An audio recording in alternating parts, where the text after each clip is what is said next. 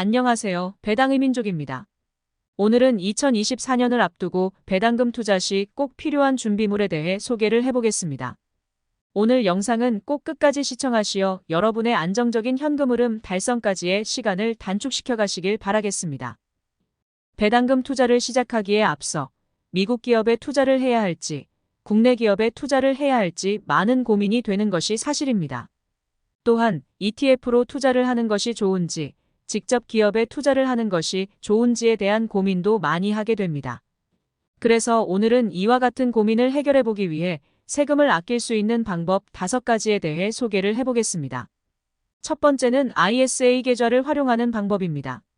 ISA 계좌는 중개형, 신탁형, 일임형으로 나누어지게 됩니다. 배당금 투자를 하기 위해서는 중개형으로 가입을 하는 것이 좋습니다. 신탁형 ISA 계좌에서도 ETF와 리츠 투자가 가능하지만 중개형 ISA 계좌는 국내 기업에 직접 투자도 가능하기 때문입니다. 일임형 ISA 계좌는 금융기관이 제시한 포트폴리오 투자를 진행하게 되므로 배당금 투자에는 맞지 않는 계좌라는 생각입니다. 중개형 ISA 계좌는 일반형은 200만원까지 비과세 혜택이 있고 서민형은 400만원까지 비과세 혜택이 있습니다. 비과세 혜택 금액이 초과하여도 초과된 금액에 대해 9.9% 분리과세를 하기 때문에 추후에 발생할 금융소득이나 건강보험료 문제도 어느 정도 해결을 할 수 있는 계좌입니다. ISA 계좌의 단점으로는 연간 납입 한도가 2천만 원으로 정해져 있고 최소 가입 기간이 3년으로 정해져 있는 점입니다. 3년이 지나게 되더라도 연장은 가능하며 만기 후 60일 이내 연금 계좌로 이전할 시 최대 300만 원 한도로 세액공제를 받을 수 있어서 단점보다는 장점이 훨씬 많은 계좌입니다. ISA 계좌는 입출금이 자유롭지만 연간 납입 한도가 2천만 원으로 정해져 있기 때문에 유의를 하셔야 합니다. 예를 들어 2024년 1월 달에 한 번에 2천만 원을 납입 후 2월에 돈이 필요하여 300만 원을 출금하고 3월에 여윳돈이 생겨서 다시 입금을 하려고 해도 연간 납입 한도인 2천만 원을 1월에 모두 채웠기 때문에 추가 입금은 2025년이 되어서야 가능하다는 점이 있습니다. 이러한 점을 유의하시어 배당금 투자에 ISA 계좌를 활용해 보시길 바랍니다. 두 번째는 IRP 계좌를 활용하는 방법입니다. IRP 계좌는 개인연금을 위한 계좌입니다. 세액공제 한도는 연간 900만 원으로 정해져 있고 소득 금액에 따라 세액공제를 받는 비율은 달라지게 됩니다. 연간 총 급여가 5,500만 원 이하일 시 납입금액의 16.5%를 공제받을 수 있고 5,500만 원을 초과할 시 13.2%를 공제받을 수 있습니다. IRP 계좌는 예금 및 보험은 물론이고 펀드, ETF 등도 운용할 수 있어서 분산 투자를 할 수 있다는 장점이 있습니다. 또 다른 장점으로는 중도 인출을 하지 않고 만 55세까지 장기 투자를 진행하여 연금으로 수령을 할 시 1,200만 원 한도로 저율과세 및 분리과세 혜택을 볼 수 있습니다. 분리과세 혜택을 통해 건강보험료 및 종합과세 부문에서도 절세 효과를 누릴 수 있어서 장기 투자에 적합한 계좌로 알려져 있습니다.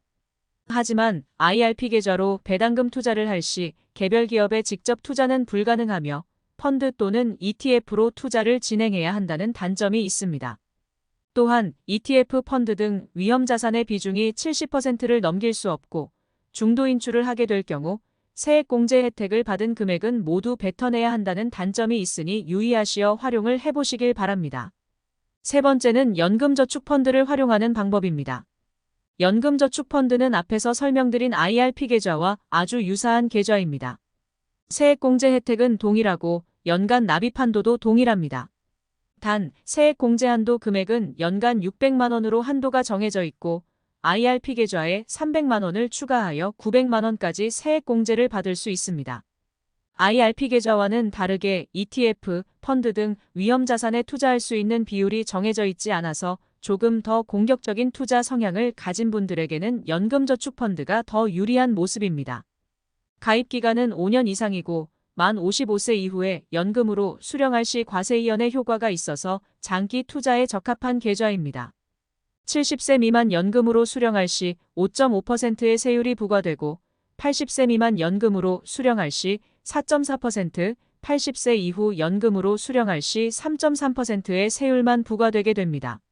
네 번째는 리츠 분리과세 계좌를 활용하는 방법입니다. 배당금 투자자들 중 부동산 투자의 한 종류인 리츠에 투자를 하는 분들이 많은 것으로 알고 있습니다.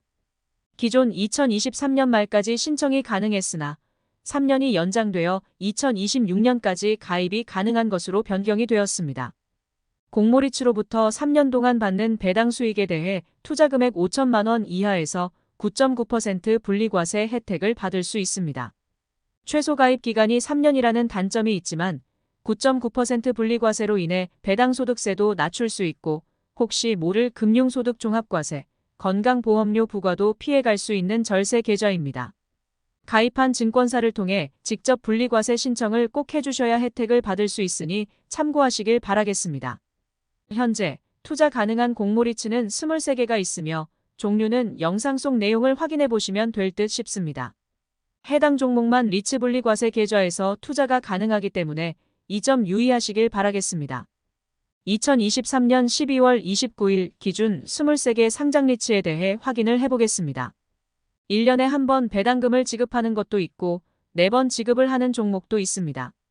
현재 주가 대비 배당 수익률이 10%를 넘어가는 종목이 5개가 있는 것을 확인할 수 있습니다. 영상 속 자료는 한국리츠협회에서 자세히 확인해 볼 수 있습니다. 5번째는 소액부징수 제도입니다. 소득세법 제86조에 의거한 제도로서 일정 금액 이하의 세금이 발생하면 거두지 않는 제도입니다. 최근 월배당에 관심을 가지는 투자자들이 늘어나면서 소액부징수를 활용하는 절세 방법이 떠오르고 있습니다. 소득세법에 따르면 원천징수세액이 1,000원 미만인 경우 소득세를 징수하지 않는 제도입니다. 소액부징수 제도는 주식은 물론이고 ELS나 ETF 등 배당소득세가 적용되는 모든 투자에 적용을 할 수 있습니다. 특히 건별로 원천징수되는 금액을 계산하기 때문에 월배당이나 분기배당 등 배당을 최대한 분할하여 지급하는 주식이나 ETF에 활용을 하면 비과세 혜택을 더욱 크게 누릴 수 있습니다. 소액부징수 제도는 소액 투자자의 경우 유리한 면이 있기 때문에 일정 금액이 넘어가는 투자자들은 혜택을 누리기 힘든 부분이 있습니다. 또한 같은 종목의 보통주와 우선주는 같은 배당으로 합산되게 됩니다. 예를 들어 삼성전자의 경우 보통주와 우선주에 투자를 했을 시 소액부징수 제도로 한 가지 종목에 투자를 한 것으로 인식되어 세금 계산을 잘해서 투자를 하셔야 합니다. 현재 한 종목당 합산 배당금은 7,140원 미만으로 수령하게 될 경우 소액부징수 제도를 활용할 수 있는 것으로 알려져 있습니다. 예를 들어 한 주당 700원을 지급하는 기업이 있다면 10주를 보유할 시 배당소득세를 제외하지 않고 7,000원을 모두 받을 수 있습니다. 하지만 11주를 보유할 시 7,700원이 되기 때문에 배당소득세를 제외 후 6,514원을 수령하게 되니 참고해 보시길 바라겠습니다. 그럼 이상으로 배당금 투자 시 활용하면 좋은 계좌와 제도에 대해 소개를 해보았습니다. 영상을 AI로 제작을 하기 때문에 순서가 복잡하고 정확한 이해가 되지 않으실 수 있습니다. ISA 계좌, IRP 계좌, 연금저축펀드, 리츠분리과세 계좌, 소액부징수 5가지를 소개해드렸습니다. 자세한 내용은 직접 검색하여 추가로 확인하시어 오해가 안 생기시길 바라겠습니다. 제 영상 중 배당 기준일이 변경된 국내 고배당 기업 리스트 영상이 있습니다. 함께 참고하시어 여러분의 안정적인 현금 흐름을 창출해 나가시길 바라겠습니다. 영상 내용이 도움이 되셨다면 구독과 좋아요 부탁드리겠습니다. 영상 시청해 주셔서 감사합니다.